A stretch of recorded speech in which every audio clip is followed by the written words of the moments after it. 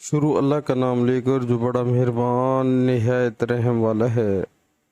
اس نے تم پر مرا ہوا جانور اور لہو اور سور کا گوشت اور جس چیز پر خدا کے سوا کسی اور کا نام پکارا جائے حرام کر دیا ہے، ہاں جو ناچار ہو جائے، بشرط یہ کہ خدا کی نافرمانی نہ کرے اور حد ضرورت سے باہر نہ نکل جائے، اس پر کچھ گناہ نہیں، بے شک خدا بخشنے والا اور رحم کرنے والا ہے۔ سبحان اللہ۔ پیارے مسلمانوں، اللہ تعالی ہمیں قرآن پاک ترجمے کے ساتھ سن کر اس پر عمل کرنے کی توفیق عطا فرمائے، 5 وقت بعد جماعت نماز پڑھنے کی توفیق عطا فرمائے۔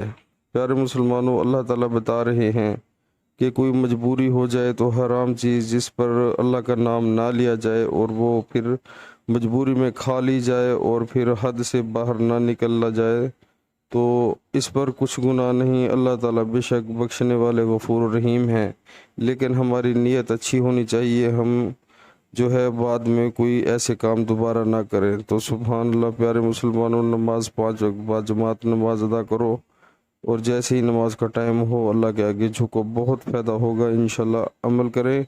السلام علیکم ورحمۃ اللہ وبرکاتہ۔